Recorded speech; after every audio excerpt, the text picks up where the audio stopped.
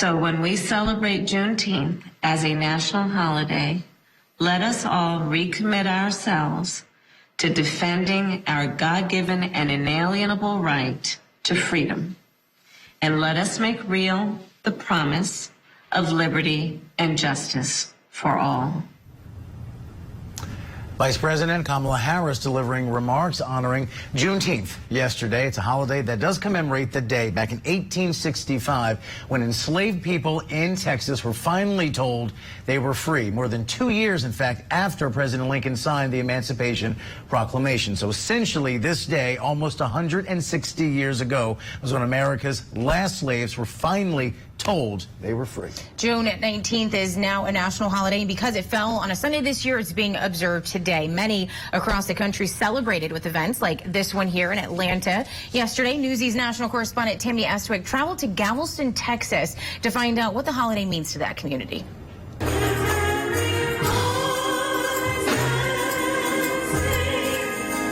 Voices sing out in harmony and solidarity at Avenue L Baptist Church, the state's oldest black church, founded by 5 former slaves.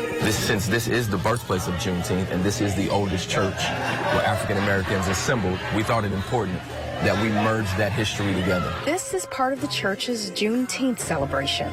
Pastor Donnell Johnson says Juneteenth is about history and healing. I'm hoping that it will bring a sense of healing, a sense of togetherness. We do know that this country is divided on multiple different levels, but it is important that we can celebrate these holidays together, united as one. Juneteenth started in Galveston. You see, although Lincoln freed enslaved blacks using the Emancipation Proclamation, many slave owners in Texas kept this information a secret from the 250,000 or so people who were under the impression they were still slaves. Take a look at this 5,000 square foot art installation at the heart of the Juneteenth celebration here in Galveston, Texas. In the mural, you can see it all starts in Africa as people were brought over and enslaved. You can see Harriet Tubman and the Underground Railroad, Abraham Lincoln holding the Emancipation Proclamation, and take a look over here. Union General Granger bringing the orders, letting people know that the enslaved were now free. They knew nothing about their new freedoms until June 19th, 1865. Being a Galvestonian, this is a major thing that happened here. I love history so much, and history needs to be told no matter what, no matter how vile, horrid, disgusting, or covered up it is. History needs to be told for all to see. And so if I can do my part and at least inform people about what happened here and leave, the higher-ups, the people more intelligent than me to actually explain it, then at least I'm doing some type of good here. Decades later, there was a huge push to have the day memorialized. In 1980, Texas took the reins and became the first state to make Juneteenth a state holiday. But Juneteenth supporters in the Lone Star State came together to push for a national observance. And in 2021, President Joe Biden did just that, making Juneteenth a federal holiday. I think we all collectively feel a sense of pride, being that Opal Lee, one of the main people who coined Juneteenth for it to become a national holiday, is a graduate of our college that we attend. Some hope that this national holiday will help the celebration grow even bigger and make Black history and American history even more harmonious. Tammy Estwick, Newsy. Stand by. All right, joining Morning Rush now to talk more about Juneteenth and the significance of the holiday is Jonnie Mae Perry, a fifth-generation descendant of slaves on her mother's side. She's also the CEO of the Gifford Historical Museum and Cultural Center in Florida. Jonnie, thank you so much for being with us this morning. Thank you for having me. All right, so let's start off with this. Gifford is a community of about 10,000 people, 80% of whom are Black. So there was a freedom celebration over the weekend. What was that like?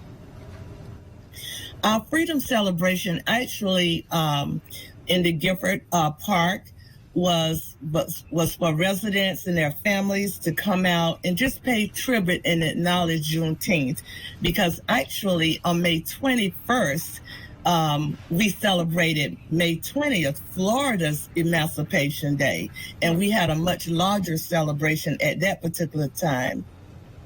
And listen, this is the second year that Juneteenth has been recognized as a federal holiday, thanks to what President Biden did last year. So now Juneteenth joins all those other traditions in our country, you know, July 4th, yep, Thanksgiving, and New Year's, and Labor Day, Memorial Day, all these worthy things that we honor. Now Juneteenth rightfully is amongst them. So what do you think that means for the country, that now this is a list of our federally recognized holidays? Well, I think it's a sense of pride for the country, particularly for our African American communities. It's an opportunity for us to reflect, to remember, and to tell our history, and to get our history correct and accurate. We must take every opportunity to teach our history, and Juneteenth is certainly a part of that.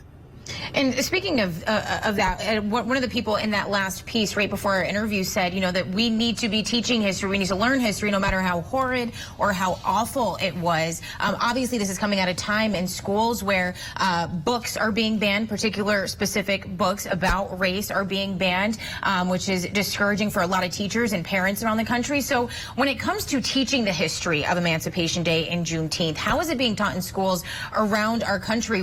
There's a disconnect there, because I wasn't learning about Juneteenth necessarily when I was in school. There is a disconnect, and I didn't learn about it when I was in school either. We have to take every opportunity to take upon ourselves in our homes and in our communities to teach this history, because it isn't being taught in school. And as you know, it appears that teaching Black history is more demonized now than supported to be taught in the school systems across America. So in our community in Gifford, we are teaching our Black history in our culture center, in our Black History Museum, and sharing as much of the history as possible, local, state, and national history. And listen, in America with most things, it does take us a while to get it right. Yes. We need a few trial runs. And there have already been some hiccups this year with Juneteenth. There was a brand of ice cream marking the holiday. There was a children's museum that decided watermelon salad would be a good way to celebrate. And so, again, some missteps, or at least insensitive steps. So I guess the bigger question, though, much like we've seen MLK Day turn into a day of service, to volunteer, to do something for the greater good, in addition to just having the day off, which is what a lot of holidays in our country get reduced to. It's a day to sleep late, not go to school, and grill out, and go to the mall, because nothing says, you know, history like a food court. But, you know, what should we do as a country on Juneteenth? What it should be a day of what? Besides just a day off? I think it should be a day of education, and you can use many tools to do and provide this education to yourself, to your community, to your children, and to your counterparts throughout the community. That was one of the things we focused on Emancipation Day celebration. We put out a historic souvenir booklet that documented the history, that gave a timeline. It is okay, like you say, because it's a day of joy and celebration, or just make it a day of education in whatever means, you know, you feel deemed necessary to do so. So what's really amazing, my next question, just last week your organization received a grant of nearly $500,000 for a new cultural center in Gifford. So walk us through some of your plans. That's a lot of money that's going to a great cause. Yes, it is seed money. We're so excited about it. The Gifford Cultural Center will be have an African American library. It will have a children's African American library. It will have an art gallery that will focus on some of our local artists. Florida is known for the Florida Highwaymen, and 8 of those original Highwaymen came from Gifford. So we want to highlight that history and all of the rich history of our pioneers that came through Gifford. We are very excited about the Cultural Center, and it also will be a venue for teaching our Black history. And Jonnie, one more thing before we let you go. We're almost 160 years out from Juneteenth, but you know as well as we do here, it's a divided time. We're seeing a rise once again of white power groups in our country. We know what happened in Buffalo in that supermarket. How do you keep the faith?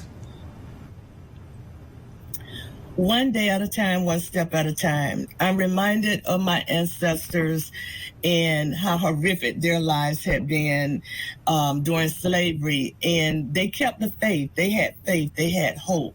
And that's what remembering on Juneteenth, on Emancipation Day, gives me, and I hope give others, that we can be delivered and we must keep the faith. All right. Jonnie Mae Perry, CEO of Gifford Community Cultural and Resource Center. Thank you so much for your time today. We appreciate it. Have a good one. Thank you for having me.